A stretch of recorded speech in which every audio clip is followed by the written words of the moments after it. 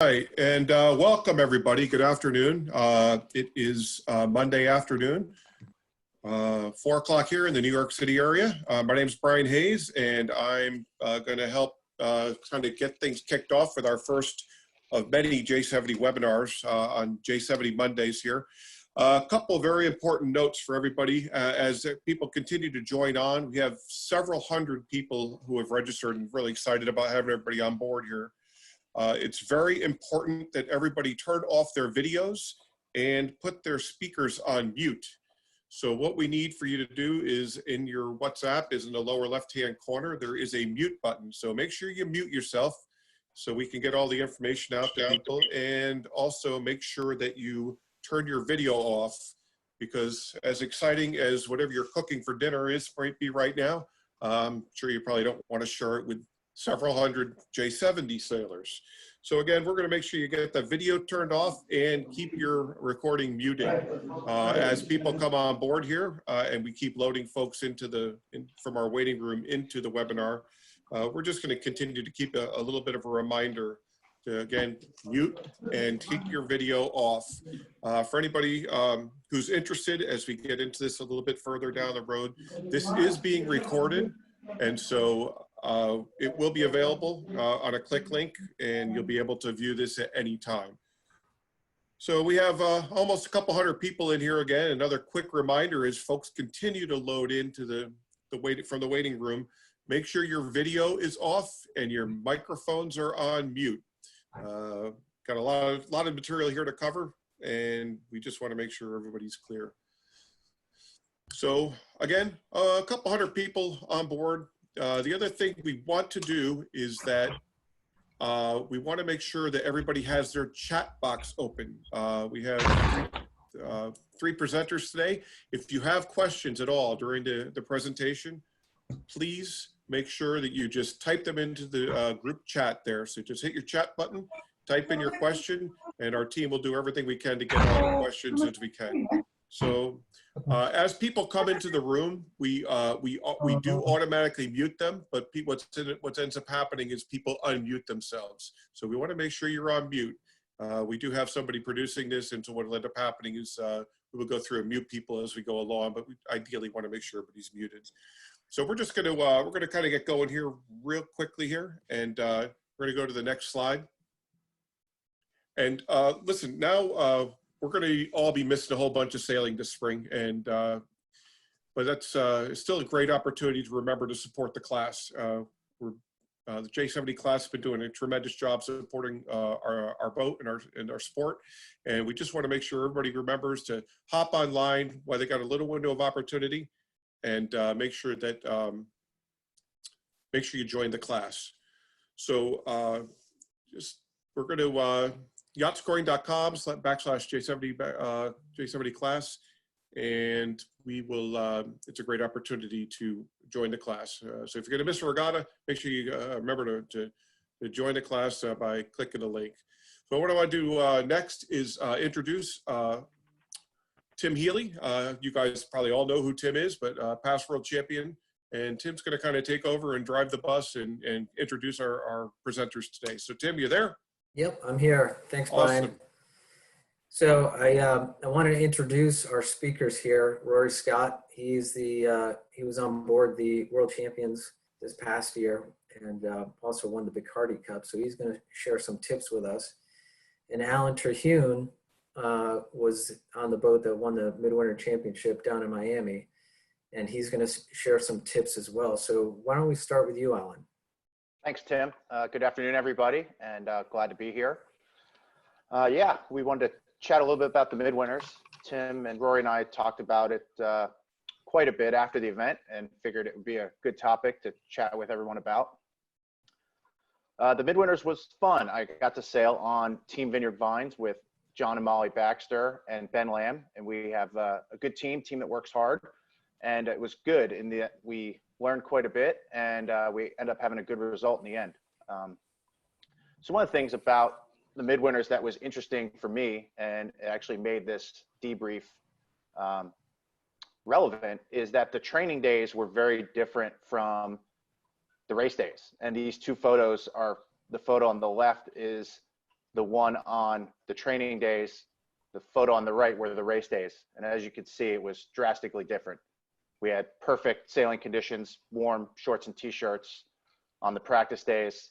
Race days were quite windy, cold, not necessarily the most fun, but it was a good regatta nonetheless. And my job on the boat is I'm the jib trimmer, and Ben and I talk a lot about how to make the boat go fast. And we came away with some notes, or at least I did, on jib setup from the heavy air part of the regatta that I think would help out quite a bit. Rory can go to the next slide. So in talking about the jib lead, there's a fine balance of how to keep the boat balanced. And you're going to hear that topic a lot today as we talk. What makes the J70 go fast? And the common theme when you talk to anybody is balance. I think you ask Tim, you ask Rory, they're going to tell you the same thing. And from my seat on the boat as a jib trimmer, I'm always looking for how to have the most power in the jib, but also not have the jib be a detraction from mainsail trim.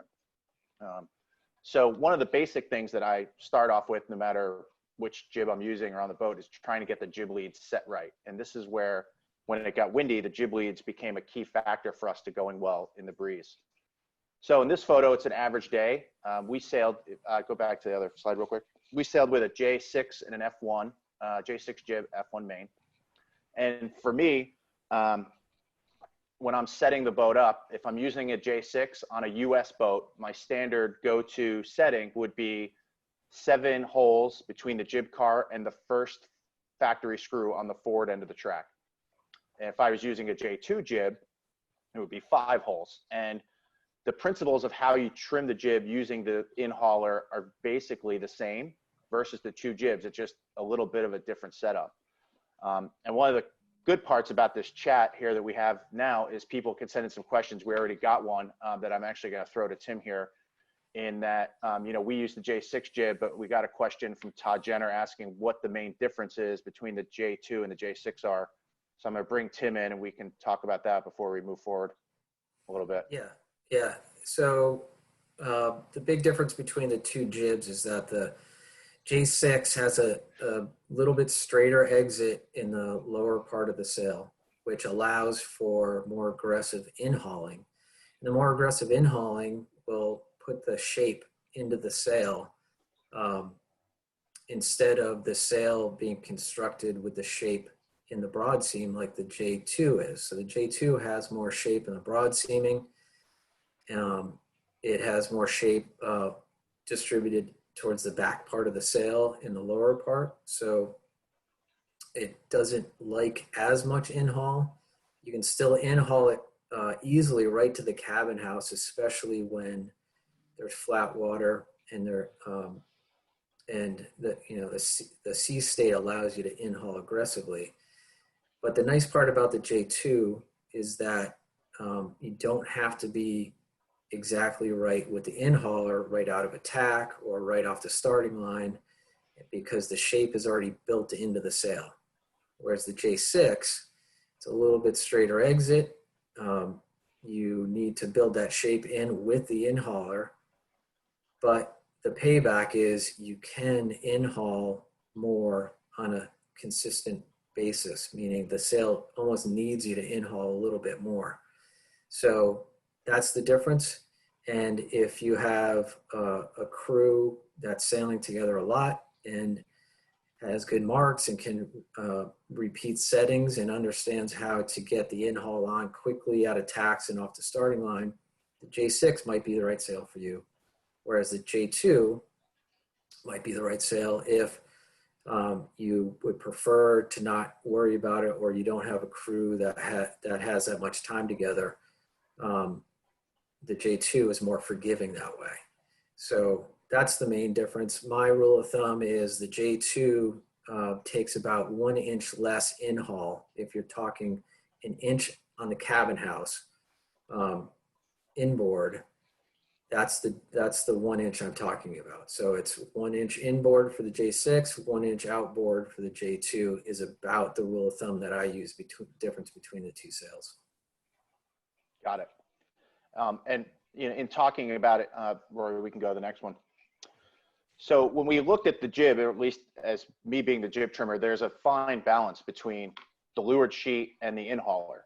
And where this gets a little tricky is you have to move the lead aft in order to be able to in-haul. But as you adjust the in-hauler, different things happen. So in this photo, I'm one hole further back than normal. And as you can see, the foot of the jib is a little bit flatter, which may be good with the in-haul on. But if you look, the top of the jib on the right is out further on the spreader marks. And where this could necessarily get you in trouble is if you need to ease the in-hauler, you really lose the top of the jib. And you could lose a lot of power off the top of the sail. Whereas if you go to the next slide, when we push the lead forward, if you in-haul quite a bit, the bottom of the sail gets quite round and the top of the sail really comes in on the spreader. And you know, this puts you in a little bit of a different situation. Whereas if you ease the in-hauler now, you can have the sail move out the spreader without necessarily losing the top, and the foot gets back to a normal shape. But if you in-haul aggressively, it gets too full and too far in. And that's where we go back to what our basic, for me, the basic settings are of the 7 and 5 holes. Roy can probably jump in on the Euro boats. There's different tracks. So I don't know, do you have a measurement that you use? Yeah, that's the tricky thing. I don't actually have that number on me right now, but in the history of the European boats, there's been three different jib tracks. Right. And on the most recent boats, as of the last sort of 6 to 12 months, there's been an upgrade on the car as well itself, which is at a different height off the track. So it's quite difficult, certainly on the European boats, to be able to definitively say it's this number of holes. So yeah, it's a little bit of a tricky one, that one. But I think what we'll do is we'll work on a number that we can measure from the jib tack to give people a base so that they can get pretty nice and close, and then we can work from there. Got it. So one of the things before we talk about what actually happened at the regatta that I think is pretty important for jib trim and setup is having good markings everywhere on the boat. So we don't necessarily have a good photo for it, but I know we have marks on the deck for the leeward sheet, so we can keep our sheet trim adjustments the same. And then we also have a mark on the windward sheet where it would be on the scale as well. So we can have 2 numbers. So it might say something like 6 on the leeward and 2 on the windward. And we talk about it on the boat so everyone kind of knows what it is. So when we make an adjustment, we can update those numbers. The other thing that we've been doing or started doing at the last event is putting marks on the cabin house to where the jib is, or the jib block as it goes across the deck, so we can accurately in-haul and know where the in-hauler is with repeatability. And I think that goes a long way because the jib is very high aspect, as you guys know, and little adjustments make a big change in the sail. And if you get a little bit out of whack, it can make a pretty drastic change to the sail shape. Tim, do you agree with all that? Tim's on mute. We've lost him. Yeah. Well, I certainly do. You know, it's Yeah. a very high aspect sail, as you say, and you know, we talk about 10 to 15 millimeter sheet change is a big deal. You know, you need to be accurate to that sort of degree.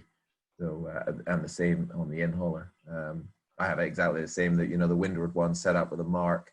So when there's no in-hauler on, that mark lines up with 0, and then you progressively pull the in-hauler on, and your numbers go up. So you know, yeah, I mean, total agreement. Yeah. So we can go to the next slide here. So going back to Miami, it was really windy. And one of the things that we really kept talking about on our boat, you're going to hear this as a theme later in Rory's talk about the Bacardi, is how to keep the boat balanced. And it was blowing in the 20s the whole regatta. And you can see right here, this is a photo of a very typical situation here in Miami, which was main was luffing. The jib is fairly aggressively in-hauled, which is probably causing, you know, the main to start luffing. And the skipper is actually pushing the tiller to keep the boat on the breeze. And this is really common in these big puffs, windy situation. And when the boat's doing this, it's definitely not going as well as it could. So one of the things we talked about, at least on our boat, and the 3 of us has chatted about, is how do we get out of that situation? So there's a couple things you can do. First is obviously you need to have the rig tight enough so that the headstay stays tight and you can adjust the jib accordingly and not power it up with a loose headstay. The second part, which is where the trimming comes in, is managing the in-haul to keep the slot between the sails open. And in this photo, you can see it's in-hauled aggressively. The foot of the sail is quite round and powerful, and that's causing a bunch of backwind in the main. And probably in this situation, the lead is in a place where if they let the in-hauler off, the foot would get too flat. So what we talked about, you can go to the next slide, on our boat was how to get it so both sails would stay working. And I think this photo shows quite a bit here in that it's blowing really hard. No sails are luffing. We have a pretty good heel angle, but the one part that we talked about was how to get the jib so the leech was firm enough, but it was a little bit outboard on the spreader to keep the main from luffing. Common perception was we moved the lead aft to get the sail out on the spreader. The problem with that was the foot got too flat. We didn't have enough power. So what we ended up actually doing is sliding the lead a hole forward, easing the in-hauler, and actually easing the leeward sheet a little bit to keep the sail powered up, but away from the main. And that got us enough power to get through the chop, which was a little counterintuitive, but it worked quite well. And I remember speaking with Rory about this when they won the Worlds last year. He kind of came up with a very similar situation with how he was adjusting the in-hauler and keeping the jib working when it was windy. I think it was fairly windy at that Worlds too. He probably have a few pointers on that as well, if he wants to jump in. Yeah, well, I think that's absolutely right, Alan. But I think your point of going lead forward, possibly more than you normally would in these conditions in Miami, was that it was very choppy. At the Worlds last year, it wasn't quite as choppy as it was in Biscayne Bay, but that was the big takeaway that we took away, and we actually got a lot better on this final day of the Midwinters and took that forward into Bacardi. Was that, you know, we really needed to generate shape down low in the both sails and a lot of twist to allow us to steer around. Did you find that you were sailing normally on the telltales of the jib, or were you inside them occasionally? Or it was a little bit of depending on the situation. I think if we knew we were approaching waves, we tried to actually get the bow down onto the telltales so we generate enough speed so when the boat hit them, we didn't slow down and slide sideways. And when we got to a flat spot, John would sail inside the telltales and try and get some height out of it. And it was a lot of communication between Molly, who was on the bow, and John, who was driving, about the waves and the puffs, while Ben and I were focusing on the sail trim to keep the boat going through it.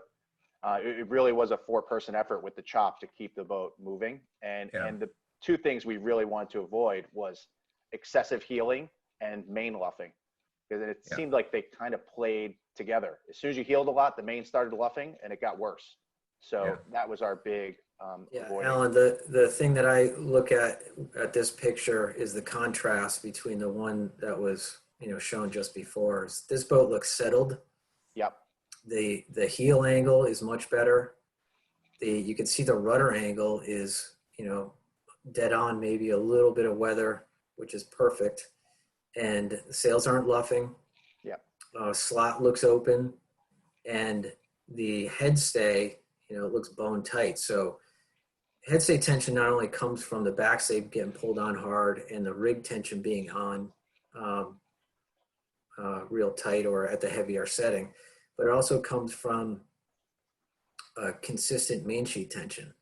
So if you have main sheet tension on and the rig is, it means not flogging or bubbled or, constantly moving in and out, the headstay will stay more consistently firm, which will lead to a flatter sail, flatter jib, and enable you to depower better. So all those things together, having a more settled boat, allows the driver to have a better feel for the helm also. So he can do those things that you just spoke about, Alan, the little ups and the little bow downs when he needs to. He can feel the boat a lot better and get into a steering groove. Yeah. So we got another question about the Vang usage in this photo. So we did have a reasonable amount of Vang on. So the J70 is, to me, it's a little bit of a funny boat with the deck step mast in that if you can over vang as well. And I know we had a reasonable, amount of vang on here to flatten the bottom of the main out, as Tim was talking about. If you look, the bottom portion of the sail is pretty flat, and it's also on so when we ease the sheet, the main will go out instead of up. The one thing I always get a little concerned about, especially if your rig is not super tight, is that if you over vang, you run the risk of the headstay getting softer. I don't know if Rory's fallen and seen that or experienced that, but I felt like that could be something you can do, is if you pull the vang as hard as you can, it actually can overdo it in this type of condition. You agree with that? It's very easy, as you say, with the deck step rig to overbend down low if you really get into the vang hard. And if your rig is in any way too soft, especially the lowers being too soft, then yeah, you could get into a position where you're compressing the mast just by buckling it down, down low. Right.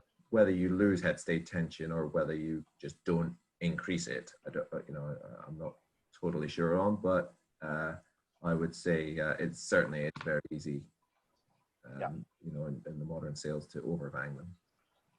Right, and I know the one thing in this photo, it's hard to show, is we had the boat set up, for where it would be 90% of the time.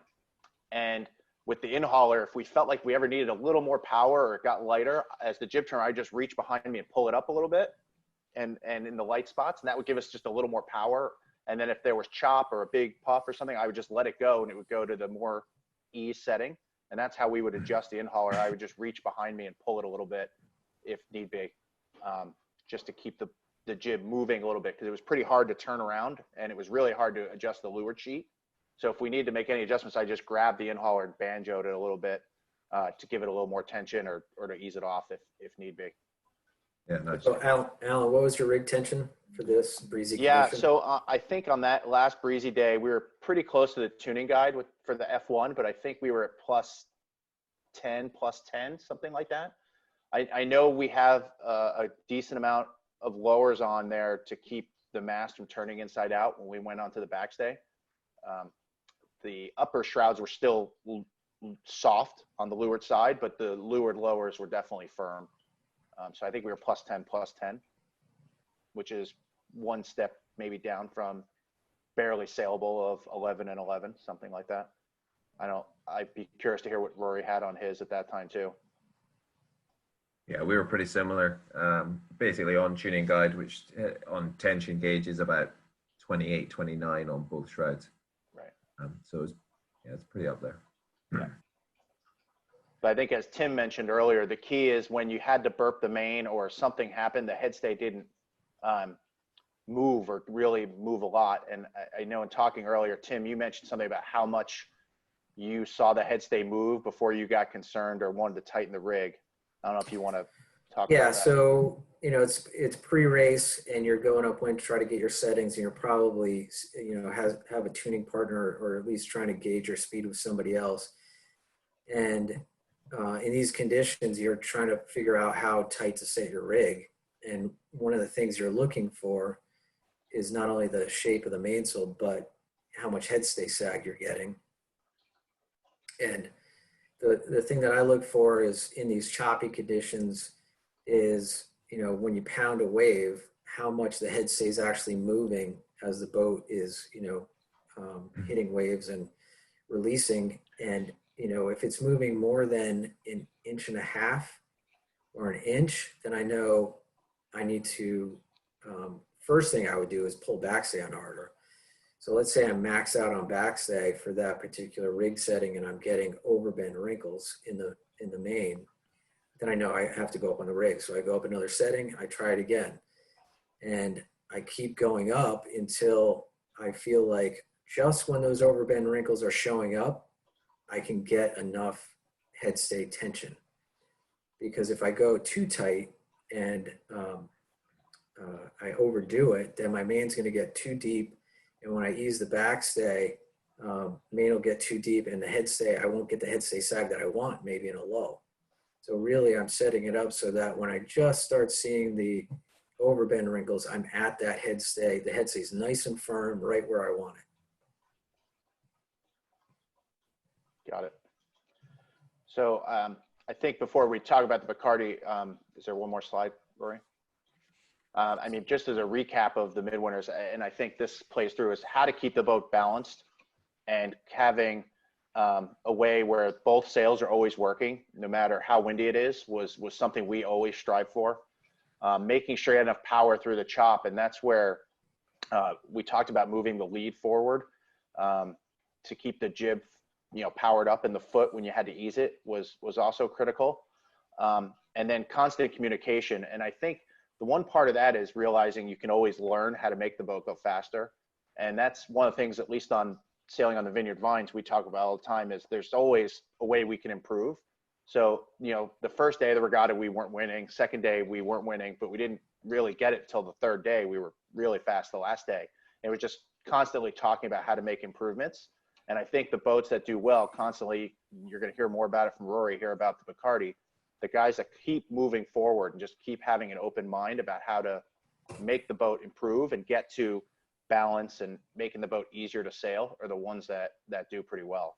And that was really my biggest takeaway from the Midwinters, was not to get stuck in what we thought was the way to do it, but keep trying things to get better. So Allan, I had a question come in about, and you mentioned it the other day, is heavy air starting and technique on the starting line to make sure you don't get blown over or blown sideways right at the start. Yeah. Well, I think a couple things in that is communicating on when you're thinking about doing it. One of the things we try to do is get the jib out probably a little earlier than the boats next to us. And the reason is when the jib comes about, the boat has an inherent desire to blow sideways and bear off. So if we did it, say 10 or 15 seconds earlier than you would have, you can kind of get that movement out of the way and get the bow back up before you go to accelerate. And that was one of the things we figured out, is we'd talk about it and say, all right, John, we're going to go high. And when he went high, we would pull the jib out when we were more of a head to wind at, say, 30 to 40 seconds. And then when we kind of went back into our hull protecting mode, the jib was already out, but it was luffing. And we weren't trying to pull the jib out when our bow was down to protect the hull, and we blew sideways. I think that made it a huge deal. The second one was knowing when it was time to go as the jib trimmer, not just to pull the jib into the mark and just nail it and the boat tips over. It was very similar to me as going around a leeward mark, where you would trim and follow the boat to acceleration. So maybe the jib was trimmed at 90% until we were, up 3/4 of the way to speed and people were on the rail before you went to final trim to make sure the bow just didn't blow down. And it was pretty evident if you watch any of the videos from the starts, people would pull their jib out, nail the sheet, and the boats would just tip over and go sideways pretty quickly. Good. And then I've got a quick question for Rory. Another question came in about batten tension in the heavy air condition and what you do differently, if anything. Well, the first thing I make sure I do is get onto the stiff battens. I switch from soft to stiff around about 13, 14 knots of wind speed. So anything above that, then I'm onto the stiff battens. And then it's really just a case of when the sail is either on the dock or flat in the cockpit, winding the tension on to the batten just starts to take some shape, one tack, or the other. So it'll start to compress and start to form some shape in the pocket, and you just pop it, you push the batten sideways and it will flip and then lie on the other tack, and it should be able to just flip from one to the other when the sail's in the cockpit. And that should mean that you basically have the minimum amount of tension required to take out any vertical creases running through the pocket when the sail is up the mast and flying. Yeah, that's exactly the same way that I would do it and describe it. I tension it enough so that I can pop it and it will actually hold camber, pop it to the other side, it holds camber, and then I ease it just so it doesn't hold the camber anymore. And then that might be a half a turn off. And then I know that's a good setting to go out and go look at it. Of course, if it's a brand new sail, everything's going to settle in a little bit. You're going to have to reset it. But that's a good way to start. And then I had a question come in, do you tension it more in heavy air? And my answer would be, as long as the vertical wrinkles or the accordion look is taken out, the answer is no. Don't tension it more, because the more you tension it, you're going to add camber or depth to the sail, which is not what you want in that condition. So upwind or downwind, in fact. Yeah, exactly. So yeah, I would say just tension enough to get rid of those vertical wrinkles.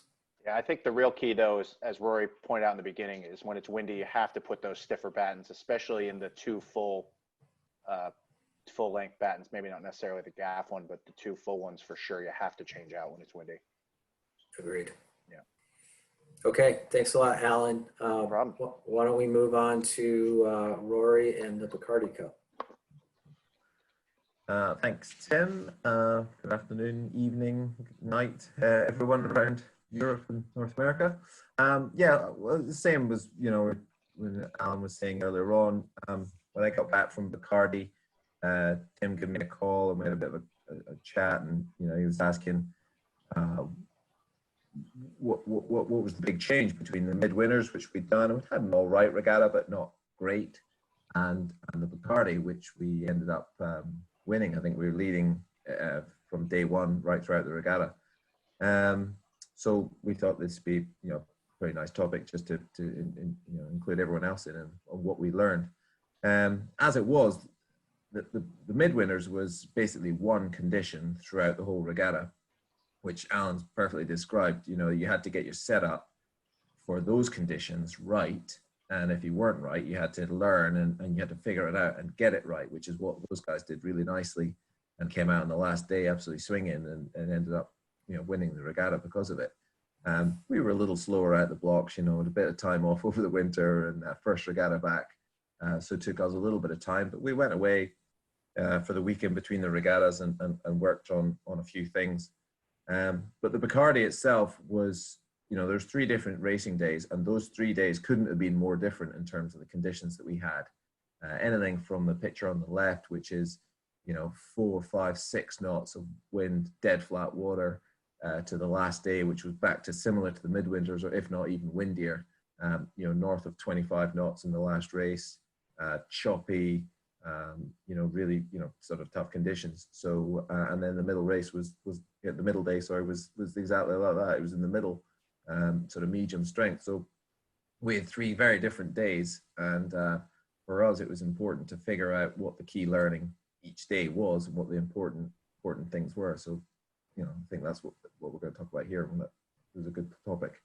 As it was, we used the exact same sails as Allan actually used to win the Midwinters. We used the F1 mainsail, the J6 jib, and the AP1 spinnaker on a Selden mast and a European boat.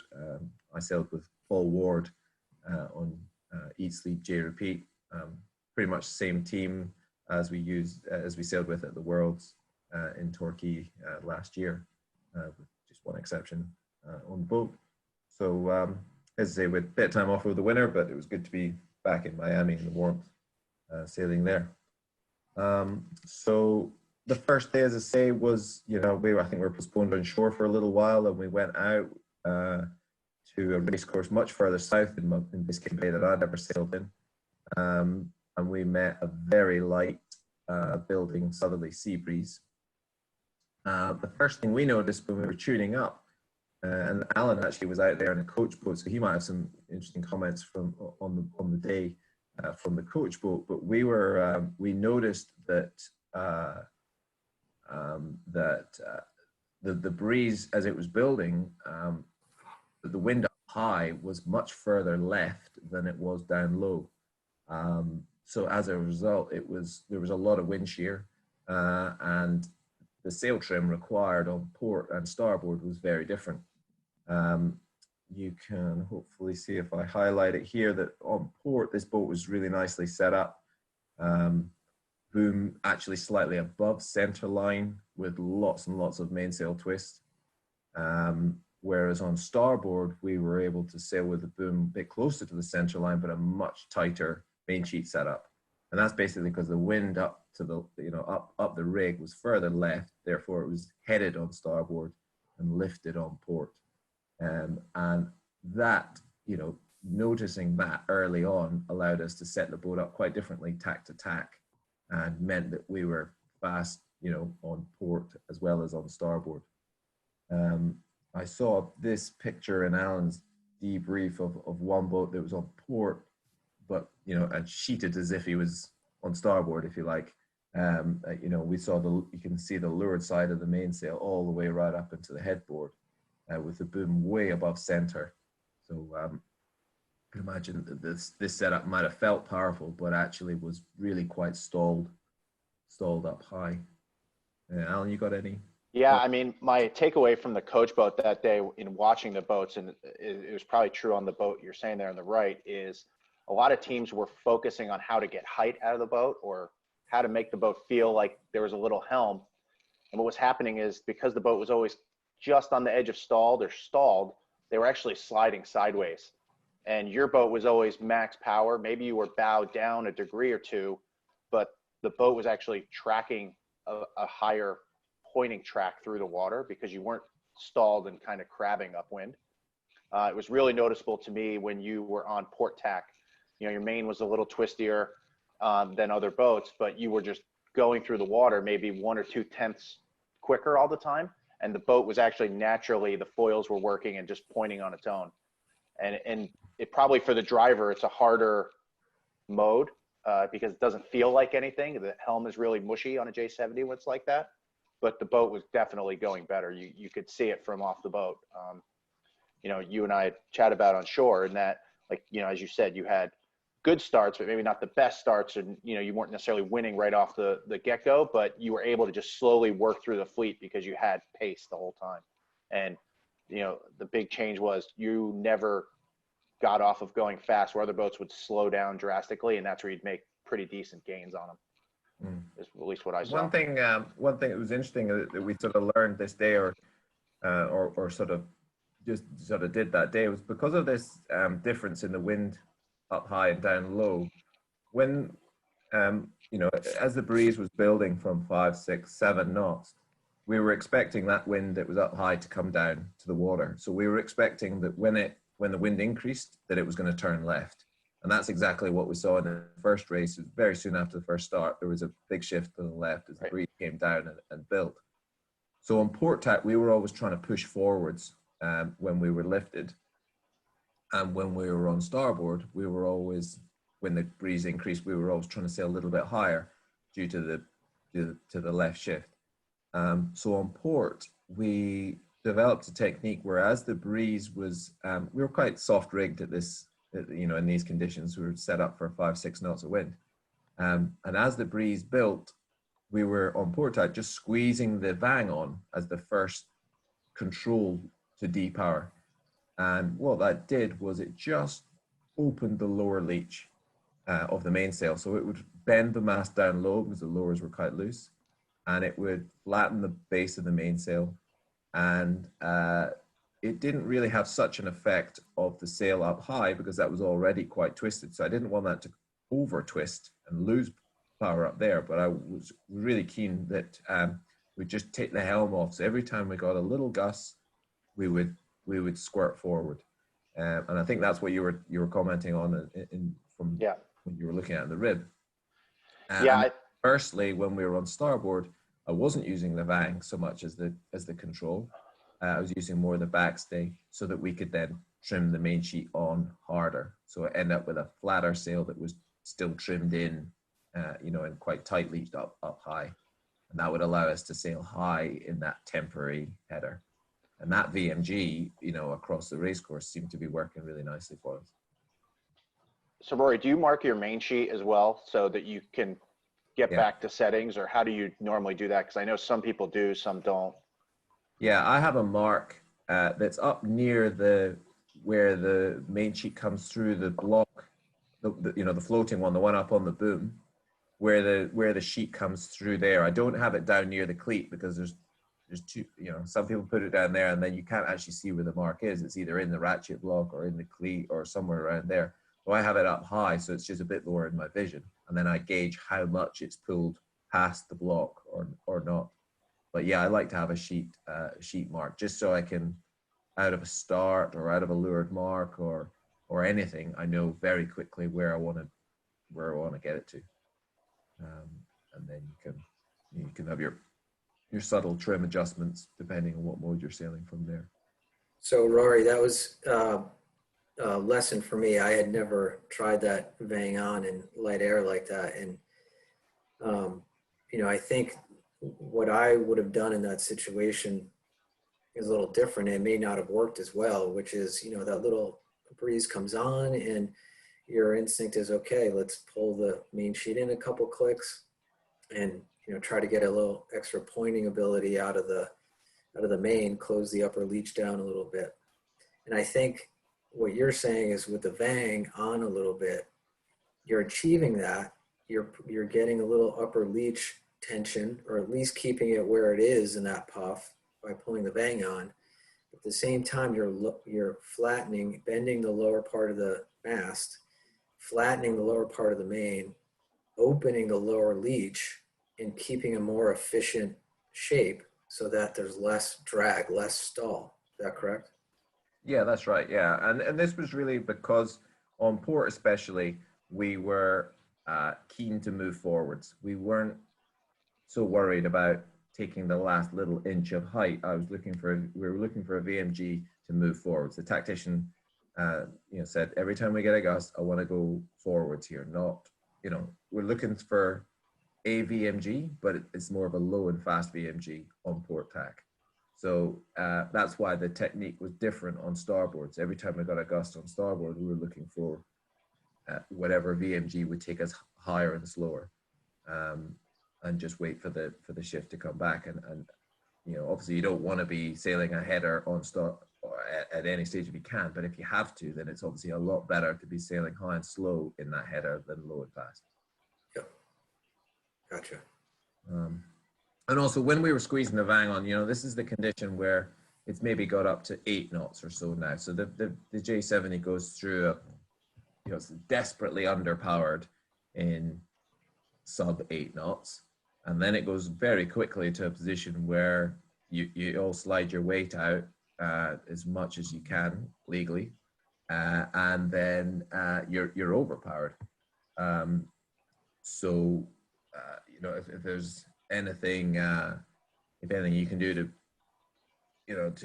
get through that position nicely, then, it might be traveler down, it might be ease main sheet, it might be backstay on, whatever. But we were finding in those conditions that just that little squeeze of vang as the gust hit meant you squirted forward.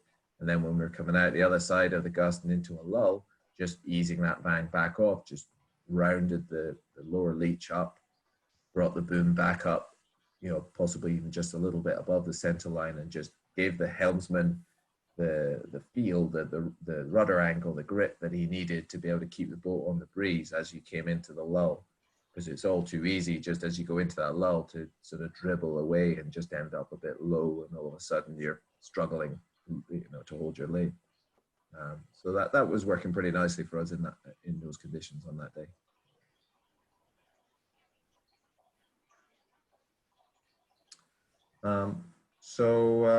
If we move on a little bit, I think as the day went on, the breeze continued to build, and we got into a condition where we were 10 to 14 knots maybe, and a bit more sort of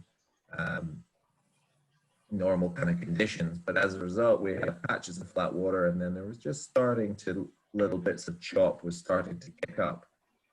So the first thing, or the really important thing, is that we could get the rig tension back on, up to base or above base a couple of steps.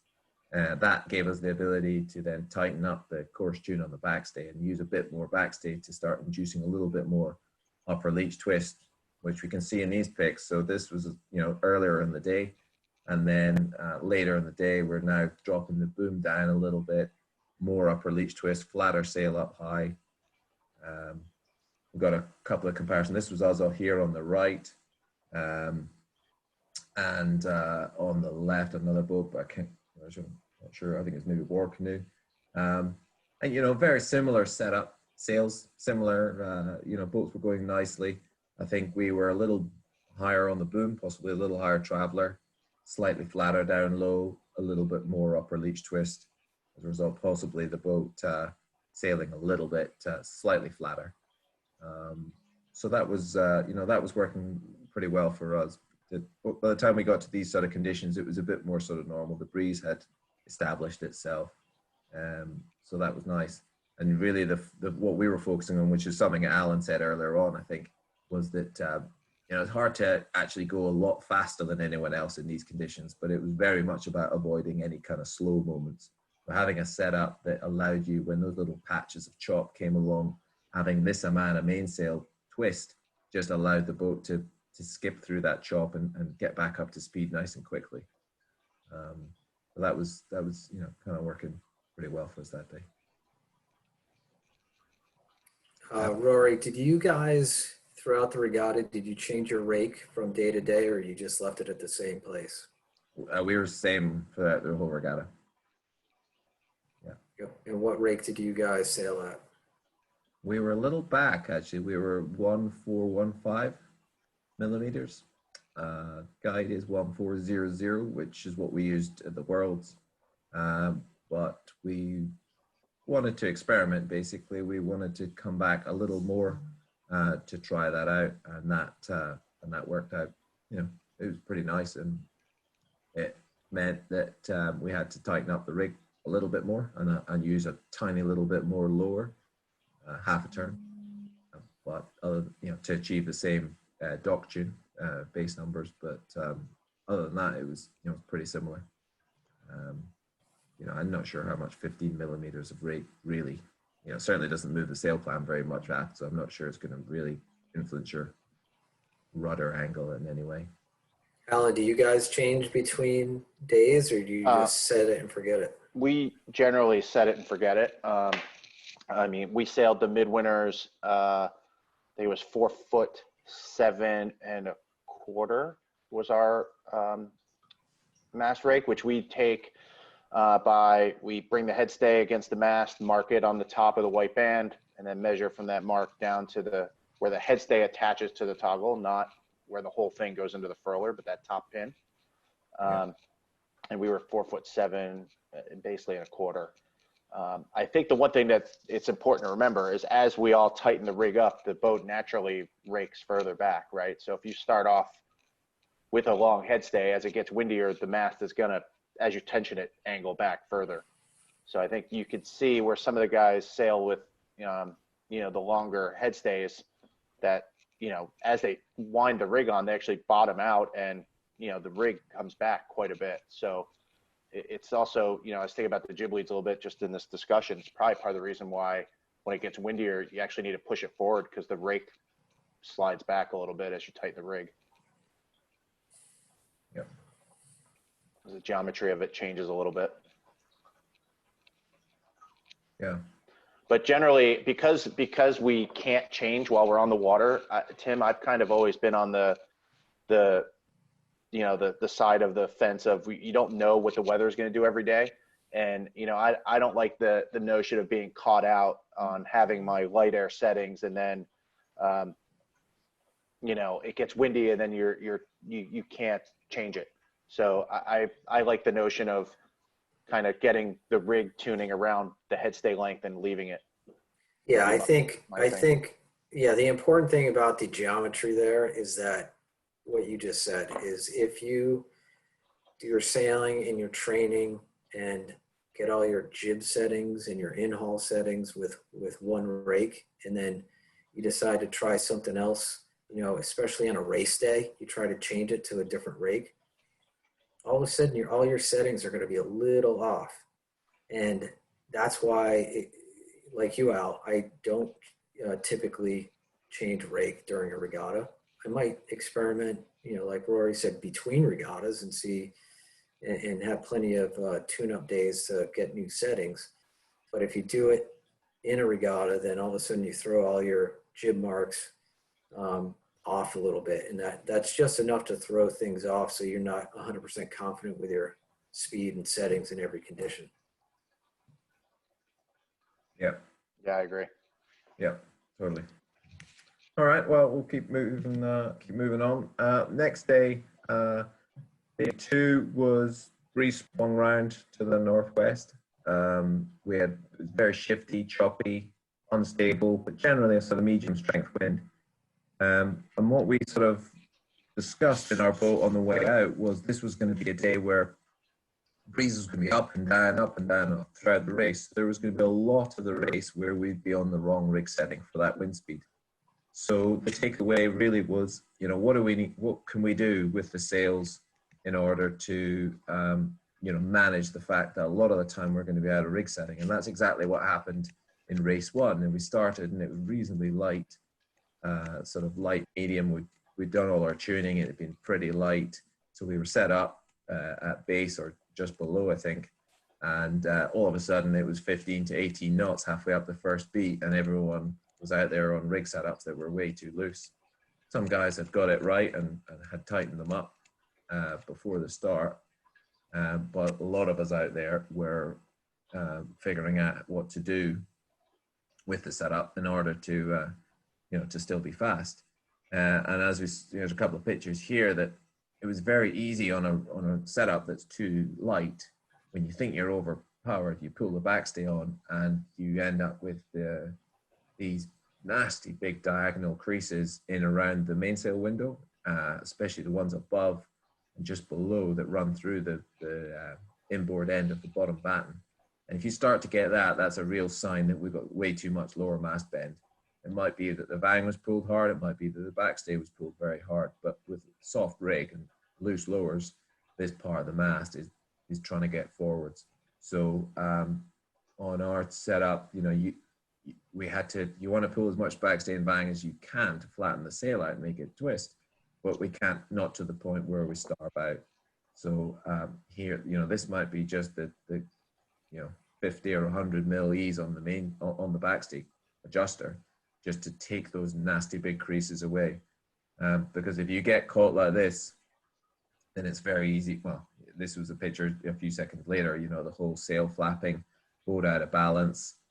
When the sail flaps and the main sheet's eased, the forestay gets saggy, you know, sags more, which is what Tim was talking about earlier on. So we're actually powering the jib up at the point where the mainsail's flapping, and the whole boat becomes fully out of balance and struggling. So, you know, it's a very common one to get out there and you're on the wrong rig setting. So, you know, I don't know, Al, you got any comments? Obviously, you were going pretty well. Yeah, I mean, I think one of the things I was thinking about as you were chatting about this is when you get in a condition where the rig is too loose and, you know, you're actually using the main sheet to keep the headstay tension, right? I mean, and then the issue is when the puff comes, you ease the main sheet and the headstay goes soft. Is you know, I've seen some of the guys I know that, like I saw John Kostecki do this quite a bit, and some other people, is they just drop the traveler to keep the main sheet on in hoping that they can keep some headstay tension in that condition, you know, where they have no more backstay to go because the main will turn inside out. And if they ease the main sheet, the headstay gets soft. I mean, I've seen them go almost traveler all the way down just to keep the main sheet on enough to keep the headstay tight and try and put the bow up. And that might have been something on that first day that other boat could have done. But it was hard to deal with when you were too soft. Yeah. Yeah. Yeah, no, that's right. I mean, we focus a lot on the jib. What can we do with the jib to help the main, which is what you were talking about earlier on. So, you know, as we were running more headstay sag than we wanted, we used less in-hauler than we wanted because we've got to move the exit angle of the jib out if the entry angle is also, you know, is increased. And we'd use a bit more halyard to try and flatten the sail out and control the front of the sail a little bit. But you know, the real key for me was just to not overbend the mast, which is counterintuitive. You know, if you're out there, you're overpowered, you think you want to pull it on as hard as you can, but it's very easy to overpull it when you're in these conditions. Yeah, I agree with you on the jib halyard too. We didn't talk about that too much before, but I know one of the rules of thumb I use is that the horizontal wrinkles coming off the headstay, I usually don't like them to get past that first vertical seam. That, like in normal conditions, if they're getting that far aft, I'm starting to pull jib halyard on. But you're right, as soon as the boat's starting to get overpowered, you know, sometimes we'll have two people pulling on the halyard enough to get it tight to kind of, you know, flatten the jib out, especially the head of the jib, and see if we can get it so it's a little bit more manageable for that stuff. And I think you're right, it's a key adjustment. One comment that, you know, to people, if they are pulling the jib halyard hard, you know, if they're adjusting it when you're actually sailing along a straight line, be very careful that when you tack and the load comes off the halyard, it often goes up quite a lot more. You know, when you've pulled it when it's loaded, you're actually, there's quite a lot of elasticity in the whole system. Right. You know, that's something maybe people need to watch out for. If you come out of a tack and you can't understand why all of a sudden the jib looks pretty different from before you tacked. So watch Makes out. sense. Yeah, in the same sense, I think you have to be really quick to ease it in the lulls, right? So you can pull it on in the big puff and when you're overpowered, and you know, it's kind of easy to forget about it, that, you know, you get busy thinking about other things or traffic or boats.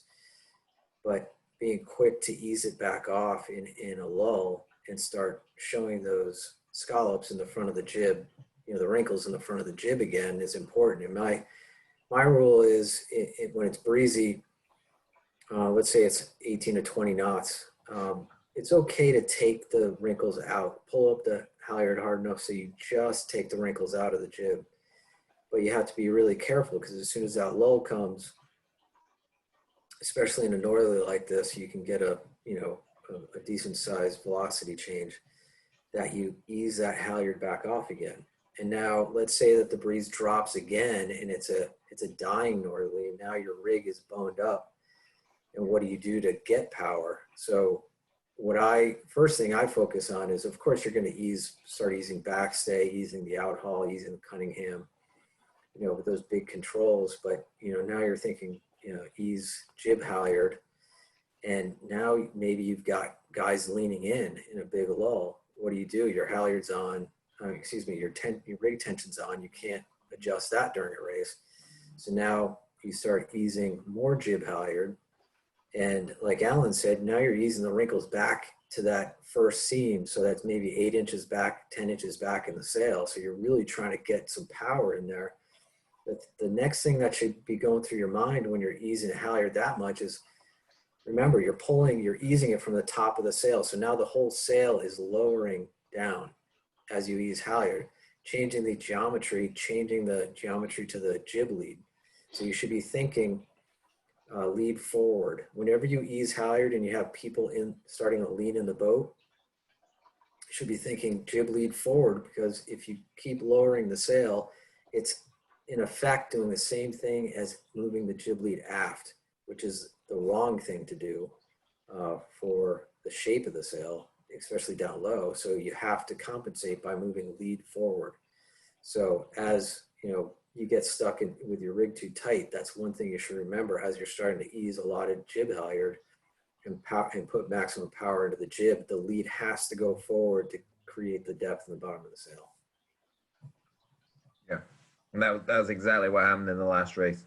Yeah, and what you've done, what you just described is all the things we went through. Started in 15 knots and ended up in 6. So people scrabbling to develop power as best as they could. So yeah, that's all good. Cool. And then final day of Bacardi was Backlight Midwinters. Breeze out of the north, pretty windy. You know, 2 races with lots going on. And we, you know, having Chad, Allan and Tim between the regattas, the 2 things we really wanted to focus on was keeping the heel angle nice and low, you know, which picture here on the left, keeping the boat nice and flat upwind. And in order to do that, because the sea state was choppy and very short, was very twisty sails and keeping the power low in those sails. So we actually ended up slightly tighter on the lowers than we potentially would have normally. We were an extra turn or 2 up on the lowers just to keep some depth down low in the mainsail. And this is how we were set up. on that day. You know, pointer up here, lots of twist in the sails on both mainsail and jib, you know, nice symmetry between the two. This, I think we're a bit flatter here, and we actually tied the lowers and just deepened the bottom and the mainsail up, but still maintaining the same amount of twist in both sort of sails. You can see from behind, you know, very, very flat, certainly up high, nice and flat and very open. And here's a picture on the right, just of what can happen if we were talking about earlier on. If we overbend and get too flat, then you get the whole mainsail flapping, and that's when, you know, you've got lee helm, lots of heel, you know, bit of a world of hurt, but we don't need to go over that too much. That's pretty similar to what Alan's discussed. But, you know, Alan, with what you learn in Midwinters, how similar was this to? I think it's very similar. And the thing that I take away is in all four of those photos on the left, the headstay is really straight. But if you look, I mean, the jib is in-hauled a little bit, but it's not in-hauled a ton. But you have enough of a lead forward to keep shape in the bottom and still, you know, manage your twist on the jib to be similar to the main, so the main isn't luffing. And I think that's really the key, right? Is to keep the bottom in and the top out enough so the main doesn't luff. And that was where it seemed to me the biggest gains was just to keep the main on enough so you were actually sailing the boat instead of hanging on and tipping over, like, you know, the photo there on the right. It's just, Yeah, and it's a fine line. The common theme is, Alan, you showed that picture at the beginning of the main flogging, and this one shows exactly the same thing, is that the helmsman is pushing the helm over, and he's trying to keep the bow up because main's luffing. He's lost the power in the back of the sail plan, and now it's all on the jib, and the jib is just dragging the bow down. So the helmsman's pushing the rudder over to try to get the bow back up again because the crew's yelling at him to get the bow up. And what that is doing is it's taking away one of the foils from working and keeping the boat from sliding sideways. So he's pushing the helm over like that, and now the boat's gonna tend to want to go sideways, and it ties into what you were saying about getting the foils to work. And if the foils are working and the boat's moving forward and balanced properly, then you're effectively pointing higher, but you're not, the bow of the boat's not pointing higher into the wind, you're just losing less sideways. Yeah. And if you can do that and have less of those moments of that picture, you know, that far right picture, have fewer of those moments, that means that you're going to slide sideways less, and you're going to be able to just sail higher than the boats around you.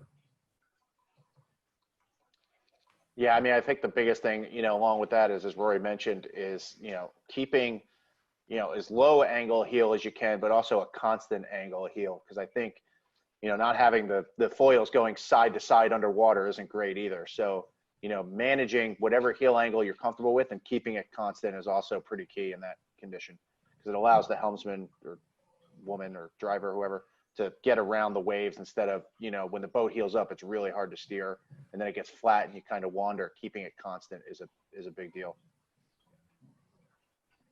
Yeah.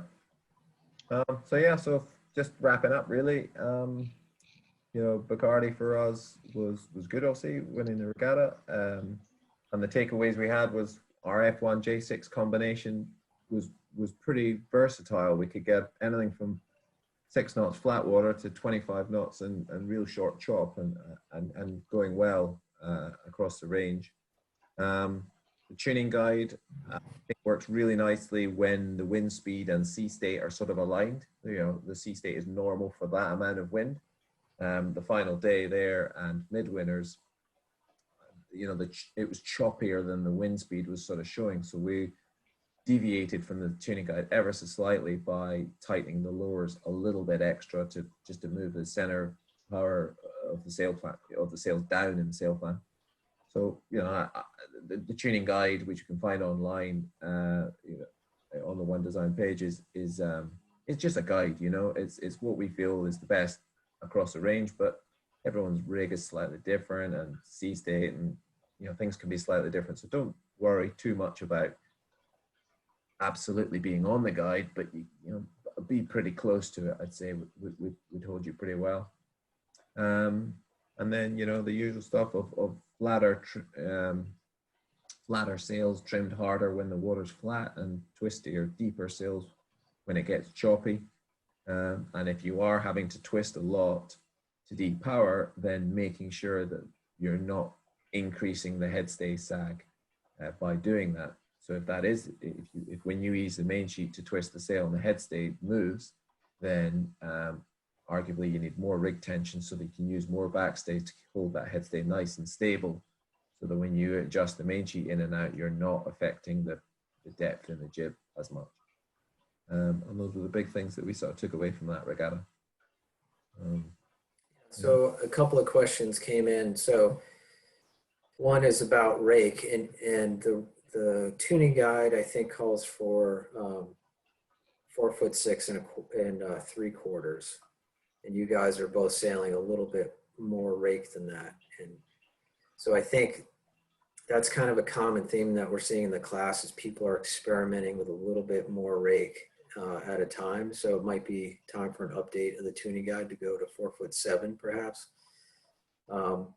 There are some cases where I've heard customers try rake that far back and it just doesn't work, and they go back to their rake, previous rake, and they're much more comfortable with it. So it's not necessarily good to try it, like I said, on race day.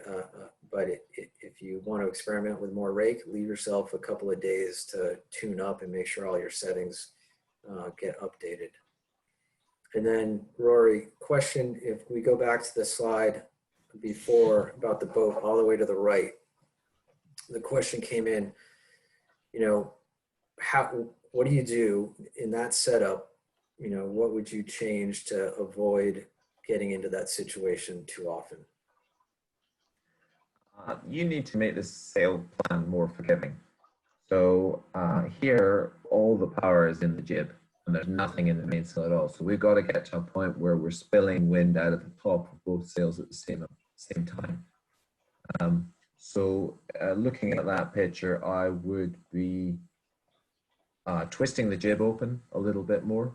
That might be easing the windward, you know, the in hauler, or possibly just easing the sheet just to get the head to twist open a little bit. I would be pulling the Cunningham on to pull some rough curve back down into the sail. I would possibly be tightening the rig up, because it still looks like there's plenty of shape in the top of the sail, but it's very flat down low. So it might either be over vang or potentially too loose on the rig in the first place. Yeah, I would agree. I think it's the jib, you know, you look at that first. If you're getting a lot of backwind, or you're getting blown over a lot and having to ease main that much to where it's flogging, then you have to think about changing the shape and the power in your jib. So the way I look at it is, if you set your jib up and you're set up in hauled and you're getting into the situation too much, first thing I would do is ease in hauler a little bit and see if you can recover quickly, and then in hauler back on. If this is happening to you consistently, then that's telling you that the slot between the jib and the main is just too close. And like Rory said, you needed more twist. So the next thing I would try is easing a little bit of leeward sheet. Now, if you ease leeward sheet and the bottom of your jib gets too deep, then you're just easing, and the jib's just getting too powerful too much of the time. So the next step is to, you know, ease in hauler even more, and then go lead forward. And that moves the whole jib plan outboard, and you can control more of the twist profile with the leeward sheet. And with good marks, you can control in those puffs with, you know, maybe just ease a little bit of weather sheet in the puffs, and that'll spill and twist open the upper leech of the jib, so you can control it. And then you just pull a little bit of weather sheet back on again, whereas you're not going through this huge range of weather sheet in the puffs and lulls, which really distorts the shape of the jib. And I think talking with Allan after Midwinters, that's what they ended up doing, is lead forward more. As a whole, less in-hauler, but they could still make those small adjustments with in-hauler to survive those puffs. But it's not, opening up and spilling the whole top of the jib when they do it. It just is making small changes. And I think the big thing to remember here is that if you're making these big adjustments, the main's flogging, the helmsman's moving, the tiller all over the place, it means that there's something seriously wrong with the balance of the boat. And, that picture is telling both me and Rory that there's too much power in the jib, so that needs to be addressed. And you can do it, with the in-hauler or the lead, or both combination of less in-hauler and lead forward. Yeah, and I think the one thing about that too, Tim, is actually making an adjustment is pretty key. You see this a lot of times where people just ease the main, it starts luffing, and they just kind of wait for it to be done. And instead of trying, blowing the in-hauler off or trying pulling the vang on, I think that's one of those situations where you have to be fairly proactive to get it back under control, or just keeps going over and over and over again. Exactly. So, hey, guys, it's Brian stepping back in again. We're a little over an hour, and we're going to kind of get close to wrapping this up if you guys are in a good spot. I want to thank everybody for joining us on J70 Monday here. You guys gave us a ton of information, and it was really awesome. I wrote a few notes real quick, and I think the thing that was the biggest deal for me was that it seemed like you guys were learning from each other, even as you had these discussions. I thought maybe my favorite part of the clinic here was that when Tim said, "Why, I didn't know to do that," when Maury was talking about the vang. And I think that's really cool, and it shows how you guys spend so much time still trying to learn from each other and having these debriefs. I want to encourage everybody, next Monday, there's another J70 Monday, where we will lock down the exact time and send it to you. We're trying to work this so that everybody gets an opportunity to view these at a good, safe time. And so we're working on that. Obviously, it's a worldwide class, and it's kind of challenging. So we'll keep working on doing a good job for you guys there. Please send your questions. We appreciate everybody doing that group chat and sending a bunch of really great questions in. And the guys jumped on them as soon as they recognized them. And I thought you guys were doing an awesome job of kind of balancing that out. So a job well done to all you guys. Tim, Allan, Rory, you guys are awesome. Great experts for the gang. If anybody has questions for them directly, something didn't make sense, you have another question about something you learned here today, send them a note. Their emails are on the screen here.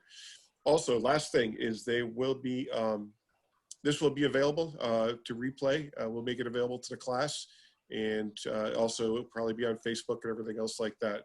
But in any case, send your questions as soon as possible for next Monday so we can get them all queued up. And Tim, Allan, Rory, awesome job. I appreciate you guys doing this today.